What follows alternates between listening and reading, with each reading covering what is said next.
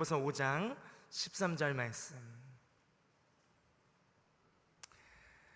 우리 한 절 말씀입니다. 함께 한 목소리로 합독하도록 하겠습니다. 시작. 너희 중에 고난당하는 자가 있느냐? 그는 기도할 것이요. 즐거워하는 자가 있느냐? 그는 찬송할지니라. 아멘. 네, 지난 수목금 기도해 주신 덕분에 청소년부 여름수련회를 하나님 은혜로 잘 마쳤습니다. 오늘 우리 청소년들 수련의 모습을 담은 동영상과 또 간증의 고백들과 또 올려드린 특송을 보면서 어떤 생각이 드셨습니까? 이들이 우리 구미 강동교회의 미래가 맞습니까? 이들을 예수님의 몸된 교회의 기둥으로 들어 사용하실 하나님께 다시 한번 영광의 박수 올려주시기를 바랍니다. 오늘 이 시간에는 나의 시편이라는 제목으로 말씀을 나누기 원합니다. 오늘로 시작되는 한 주의 끝자락부터는 새벽 설교 본문이 욥기를 마치고 시편으로 넘어가게 됩니다. 그래서 오늘은 시편 묵상을 시작하기에 앞서서 우리의 삶 속에는 시편이 있는지, 우리의 삶의 시편을 한번 돌아보면서 우리의 삶으로 써내려가는 나의 시편이 더 풍성해지는 은혜가 있기를 예수님의 이름으로 축복합니다. 시편 1편에서 50편까지 150편까지의 이 시편 전체를 보면 그 중에 다윗의 시도 있고 그 아들 솔로몬의 시도 있고 레위지파 제사장 가문 중에 또 아삽의 자손이 쓴 시도 있고 모세의 시도 있습니다. 작자 미성의 시들도 많이 있죠. 다양한 작자가 기록한 시편에 공통점이 있습니다. 그것은 삶의 실제가, 살아가는 삶의 스토리가 담겨져 있는 삶의 고백이라는 점입니다. 고통 속에 눈물과 고함과 탄식이 담겨 있는 것이죠. 또 기쁨 중에 감사와 찬송과 터져나오는 탄성이 담겨 있는 것입니다. 고난 가운데서 눈물의 기도를, 또 그 고난에서 마침내 구원하시는 하나님을 향한 감사의 찬송을, 삶의 아주 실제적인 고난과 기쁨의 희비 속에서 하나님과 또 무관한 고통과 기쁨의 이야기가 아니라 하나님을 찾고 하나님께 구하고 하나님으로 인해 기뻐하고 하나님께 감사하는 이 모든 것이 하나님을 향한 삶의 고백이고 삶의 예배이고 이것이 시편의 본질인 줄로 믿습니다. 그렇다면 우리 자신의 삶 속에는 어떠한 내용의 시편이 써내려져 가고 있습니까? 지금 우리는 어떤 고난의 터널을 지나가고 계십니까? 저는 이번 청소년부 여름 수련회를 준비하면서 저 나름대로의 고난의 터널을 지나왔습니다. 아마 부장단은 부장단대로, 또 선생님들은 선생님들대로, 학생 임원들은 임원들대로, 또 우리 학생들은 학생들대로 저마다의 내적 갈등과 고난이랄 것들이 있었겠지만 부서 담당 교역자인 저에게 있어서 가장 큰 고민거리는 수련회에 대한 부정적인 인식이었습니다. 교회에서 하는 자체 수련회에 대한 기대감이 학생들에게도 없었지만 교사들에게도 없다는 것이 저에게 느껴졌습니다. 이 기대감 없음이라는 주제가 저에게는 너무나 큰 눌림이었고, 어쩌면 실제 기대감 없음보다 사탄은 더 그것보다 크게 정말 기대감 없어 보이는 그러한 믿음 없는 눈으로 바라보고 제 자신의 마음을 짓눌렀는지도 모르죠. 사실은 재정이 없음 또는 사람이 없음, 인프라가 부족함, 이런 것들은요 하나님의 사역에 있어서 절대적인 요소가 아닙니다. 기대감이 있고 하고자 하는 마음이 있으면 우리 하나님은 어떤 하나님이십니까? 무에서 유를 창조하시는 하나님의 능력을 힘입어서 무엇이든지 시도해 볼 수 있지 않겠습니까? 그런데 돈도 있고 사람도 있고 컨텐츠도 있고 아이디어들이 있고 모든 것들이 다 있다고 할지라도 기대하는 마음이 없다면, 하나님을 향한 기대가 없다면, 의욕이 없으면 우리는 아무것도 시도할 수조차 없기 때문에, 기대감 없이 무엇을 한들 하나님이 은혜를 주셔도 그 은혜를 은혜로 알아차릴 수 있을까 하는 이 믿음 없는 의구심이 저를 짓눌렀던 것입니다. 하지만 이것은 교사의 잘못도 아니고 아이들의 잘못도 아니고, 다만 수련회에 대한 그들 나름대로의 경험치 속에 만들어져 온 인식이 원인이었던 것이고, 또 영적 공격이 원인이었던 것이죠. 또 교회 자체가 어려운 시국을 지나오면서 우리 아이들 안에도 자연스레 만들어져 온 인식이 있었을 수도 있습니다. 그래서 저는 고난 중에 하나님께 기도했습니다. 다행히 부장 집사님과 또 몇몇 선생님들도 새벽마다 기도의 자리에서 무릎으로 버텨주셨고, 기대감 없음을 뛰어넘어가지고 모든 선생님들이 합심하여서 순종의 발걸음을 내딛어 주셨습니다. 그러면서 수련회는 수련회대로 준비되어 가게 되었고, 하나님이 주신 소중한 아이디어가 있었는데 기도 책자를 만드는 것이었어요. 우리의 인식을 바꿀 수 있는 것은 새로운 경험이잖아요. 새로운 경험을 통해 꼭 그렇지만은 않구나 하고 인식이 바뀌는 것인데, 새로운 경험이라는 것은 해보지 않은 이상 우리에게 선행될 수가 없으니까, 경험 말고 우리의 인식을 바꿀 수 있는 것이 무엇이 있을까 기도하다가 유일하게 떠오르는 것이 기도밖에 없더라고요. 기도하다가 기도가 떠올랐어요. 우리는 할 수 없어도 하나님은 할 수 있으니까, 우리가 기도하면 하나님 반드시 하신다, 이 한 가지 생각이 계속 제 안에 위축되어 있고 침울되어 있는 제 마음속에 막 소망을 일으키면서 수련의 주제인 합심이라는 제목으로 기도 책자를 만들었어요. 누가 보든 보지 않든 매주 막 찍어냈습니다. 매주 인쇄해가지고 기도 책자를 가지고 교사 모임마다, 찬양팀 또 임원단 모임마다, 매일 아침 저녁으로 교사 카톡방에서, 또 부모 교사 학생 세겹줄 기도회에서, 또 교회 곳곳에도 비치를 해가지고 또 마음 있는 성도님들이 책자를 가져가셔서 부디 기도해 주실 수 있도록 기도 열풍을 일으키는 것이, 이것이 하나님의 역풍의 계기가 되었습니다. 기도하고 또 기도하고 하나님 은혜 주시는 만큼 각자의 위치에서 수련회를 또 준비해 가고, 그런데 수련회 첫째 날 개회 예배를 앞두고 뒤를 돌아보니까 우리가 믿음으로 간구한 대로, 성도님들께서 믿음으로 간구해 주신 대로 하나님이 역사하셨습니다. 우리의 우려와 걱정거리들이 어떤 인위적인 노력으로 없어진 것이 아니라 기도를 통해 자연스럽게 풀어지고 해결되는 은혜가 있었구나 하는 것을 발견하게 되었어요.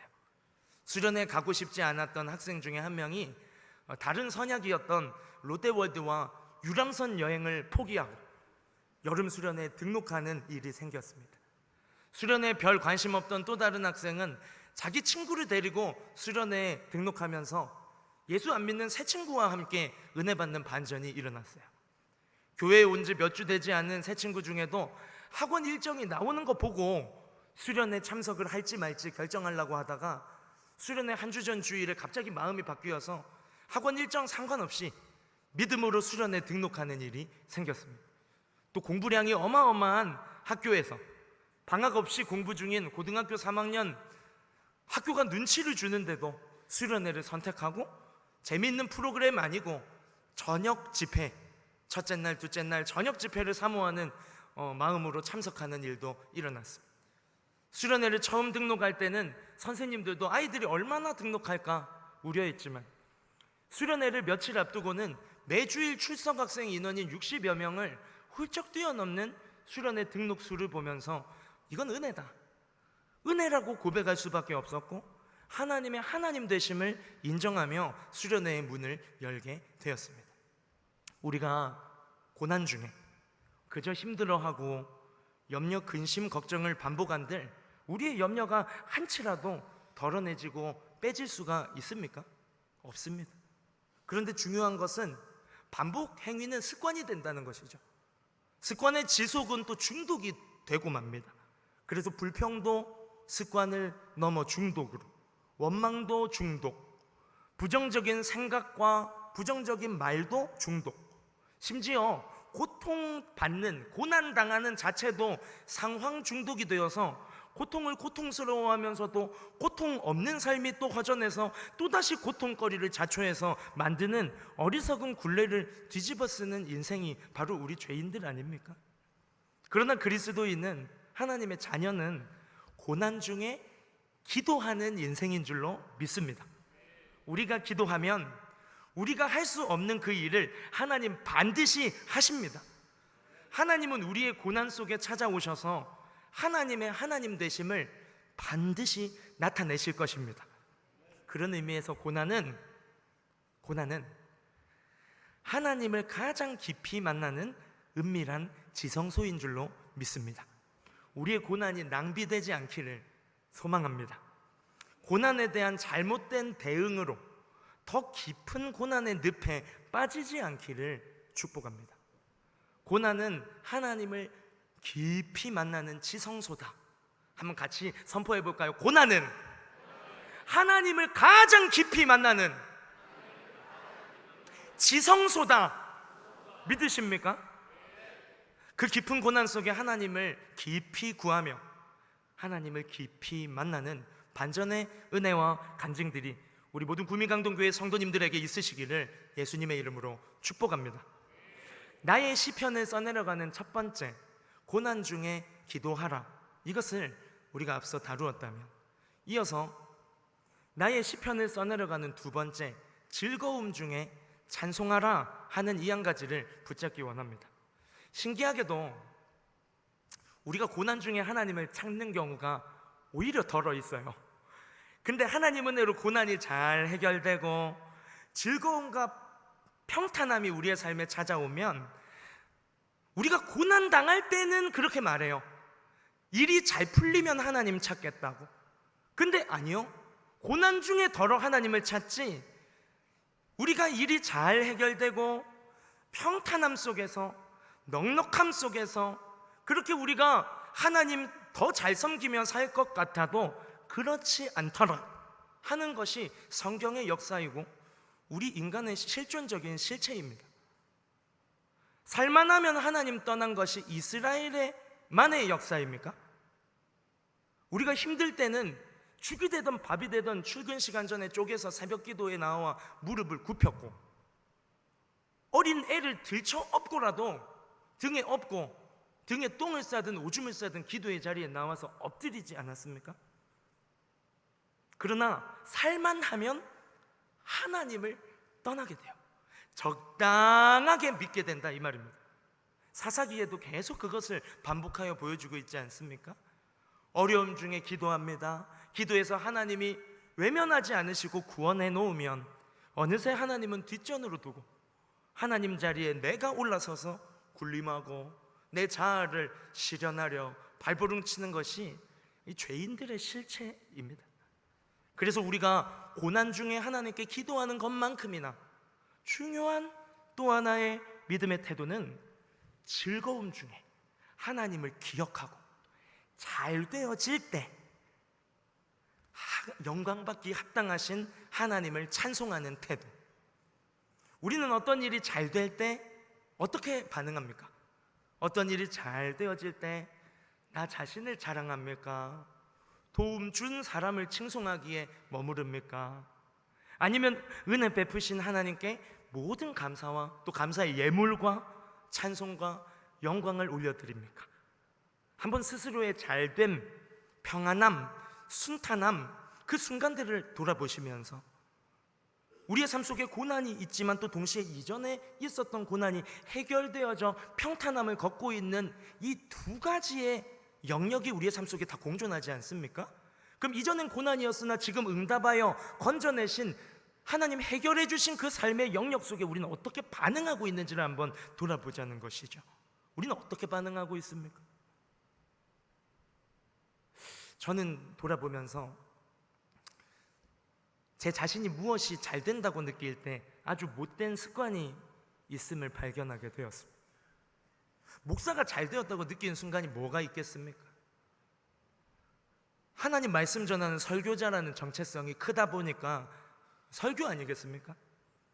하나님 말씀을 하나님 의도하신 그대로 전하는 것이 설교자로서의 사명이고 부득불 마땅히 할 일이고 안 하면 저주받는 일인데, 참 간사한 인간으로서의 설교자는 때로는 하나님의 말씀을 대신 전하는 역할임에도 불구하고 내가 설교를 조금 은혜롭게 잘 했나 하고 착각하는 경우가 있어요. 희한하죠? 은혜를 주시고 믿음 주시는 것은 오직 성령 하나님의 역사인데도 불구하고 인간의 죄성이 참 아둔한 것이 은혜를 줄 능력도 없고 믿음을 만들어줄 능력도 없는데, 우리 자녀들 믿음 만들어줄 수 있습니까?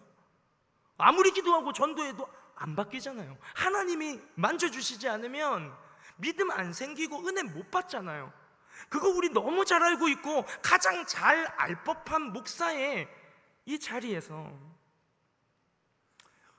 고작 한 것이라고는 입술로 하나님 말씀 대언한 통로 파이프 역할 하나 한 것뿐인데, 무슨 부귀영화 받을 만한 공로를 세웠다고 내가 설교를 좀 잘해서 성도님들이 더 은혜 받고 믿음이 더해진 것처럼 망령되게 하나님 영광을 가로채는 습성을 가지고 스스로 만족할 때가 있음을 발견하게 되었어요. 한날은 설교가 잘 된 것 같아가지고 집에 가서 아내한테 대놓고 물어보기는 민망하고 말을 살짝 돌려가지고, 사모님, 제 오늘 성도님들이 잘 알아듣게 표현을 잘 했나요? 아내는 안 속거든요. 마치 아내의 충고를 겸손히 받을 것처럼 둔갑해서 질문을 하고 있지만 실은 설교 은혜로웠다고 말해줄까 싶어가지고 칭찬 듣기를 바라는 이 얌체 같은 속내를 감춘 이 능구렁이 같은 질문을 하는 저를 봅니다. 진짜 웃기지 않아요?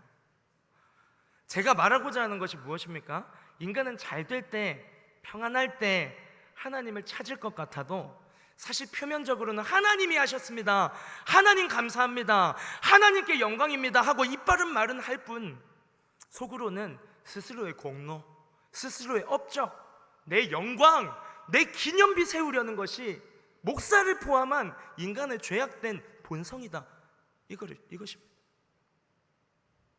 그래서 우리는 무슨 일이 잘 될 때, 즐거운 일이 있을 때 의도적으로 하나님께 감사해야 합니다. 의도된 감사, 의도된 찬송이 훈련되어서 거룩한 습관으로 몸에 배이도록 해야 합니다. 제가 참 사랑하고 존중하는 동역자 목사님 중에 한 분께서는 제가 무슨 칭찬을 이렇게 해드리면 저도 속으로는 당신의 하나님을 찬양합니다거든요. 근데 그렇게 말하면 또 그 사람 수고한 것도 좀 알아주고 싶잖아요. 그래서 참 이 부분 잘하셨습니다 하고 칭찬을 하면 칭찬해드린 제가 무색할 정도로 막 즉각 하나님께 영광을 돌리는 거예요. 제가 무슨 칭찬하면 하나님께 영광입니다, 칭찬하면 예수님의 은혜입니다. 누군지 아시겠어요? 예수님의 은혜와 평강이 조금의 틈도 허용하지 않고 칭찬을 일순간도 만끽하지 않고 날라온 야구공을 얼른 배트로 쳐올리듯이 하나님께 영광을 돌리는 모습을 보면서 처음엔 좀 얄미웠어요. 칭찬한 사람으로서 무안하기도 하고 혼자 목사다 싶기도 하고.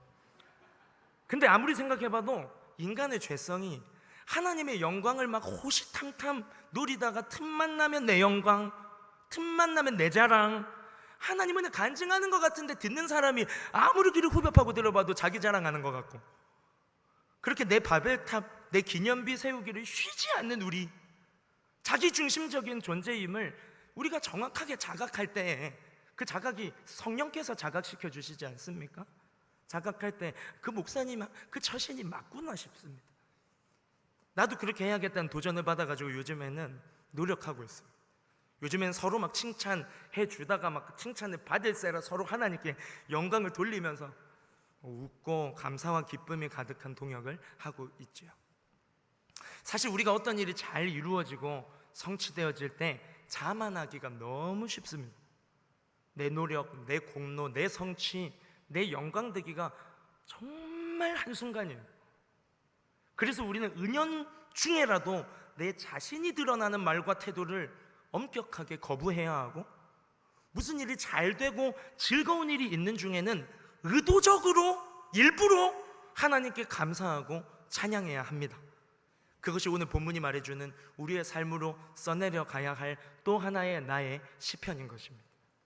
이번 청소년부 여름 수련회에서 가장 뜨거웠던 순간은 둘째 날 저녁 집회와 예술제와 간증문 작성 모든 순서 마친 후에 있었던 청소년부 학생 중심으로 이루어진 셀레브레이션 시간이었어요. 이틀간의 모든 프로그램들을 다 마치고 내일이면 이제 경주 아우팅만 남겨두고 있는 가장 피곤한 느지막한 밤에 우리가 수련회의 마지막 순간을 셀레브레이션으로 마무리할 수 있었다는 것은 하나님의 특별한 은혜와 간섭하심이었다고 생각합니다.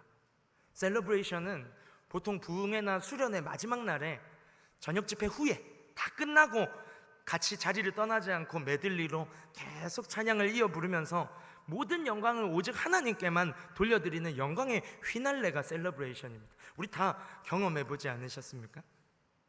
이번에 청소년 임원들을 중심으로 학생들이 알아서 먼저 아이디어를 내고 기획을 하고 몇 주 동안 곡을 선정하고 너무 어려운 곡들만 골라가지고 우리 선생님들 진짜 진땀 빼게 만들고 그렇게 연습하고, 수련회 전날은 하루 종일 교회에서 또 연습하고, 수련회 대망의 마지막 순간을 하나님께 올려드렸습니다.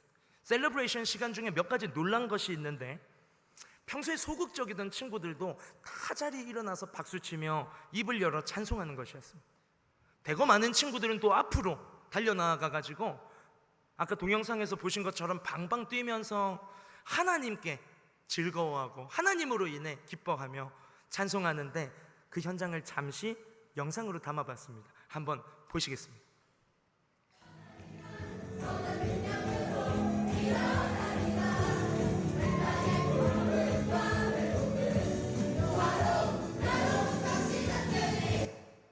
아주 짧죠?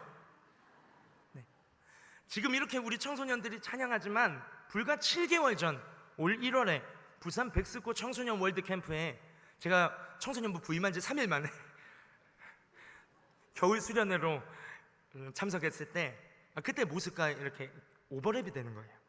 그 당시 월드캠프 찬양팀이 말만 되면 우리 청년 청소년들은 알 법한 예라머십, 제이어스, 아이자야 61, 요즘 젊은 크리스천은 모르는 사람이 없을 정도로 유명한 찬양팀들이 앞에서 인도를 하고 약 8,000명의 청소년들이 모여서 찬양을 부르는데도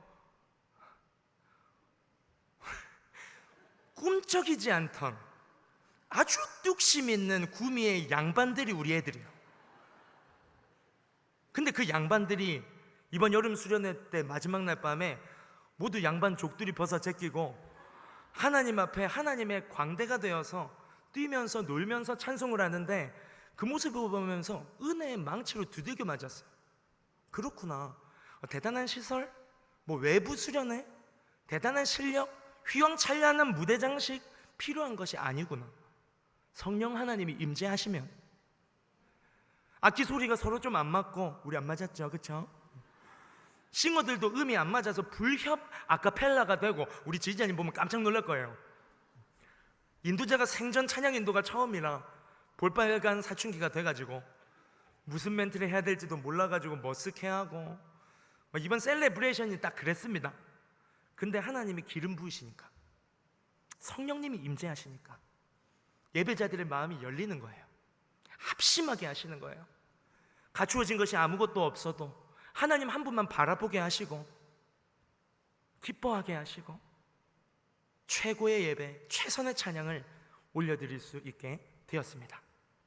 이번 수련회가 셀레브레이션으로 마무리되면서 자연스럽게 그 어느 누구도 이번 수련회의 영광을 갈취하지 못하게 되었어요. 하나님이 받으셔야 할 그 영광을 갈취할 숟가락 얹을 여지가 없어져 버렸어요. 우리 모두가 이 감격의 순간을 목도하면서 울면서 하나님이 하셨다고 고백한 그 마지막 날 밤이 될 수 있었습니다. 이것이 바로 오늘 본문 야고보서 5장 13절의 뒷부분에 너희 중에 즐거워하는 자가 있느냐 그는 찬송할지니라 말씀하신 의미라고 말씀드리고 싶습니다. 사랑하는 성도 여러분, 우리의 삶이 오직 하나님께 드려지는 시편이 되기를 소망합니다. 고난 속에서 올려드리는 눈물의 기도 자리가 하나님의 영광을 목도하는 지성소가 될 줄로 믿습니다. 즐거움 속에서 올려드리는 감사의 찬송이, 의도적인 그 찬송과 감사가 하나님의 영광을 우리의 삶을 통해 나타내는 통로가 되기를 축복합니다. 우리의 삶의 고난이든 즐거움이든 하나님과 무관한 육신의 일들이 되게 만드는 것이 아니라 고난 중에는 기도하고 즐거움 중에는 찬송하면서 우리의 모든 삶의 순간 속에 하나님을 더 깊이 경험하고 하나님의 영광이 우리의 삶을 통해 이 땅 가운데 증거되어 나타나는 우리의 삶이 우리의 시편이 되기를 예수님의 이름으로 축복합니다. 우리 함께 주신 말씀을 간직하며 찬양하기 원합니다.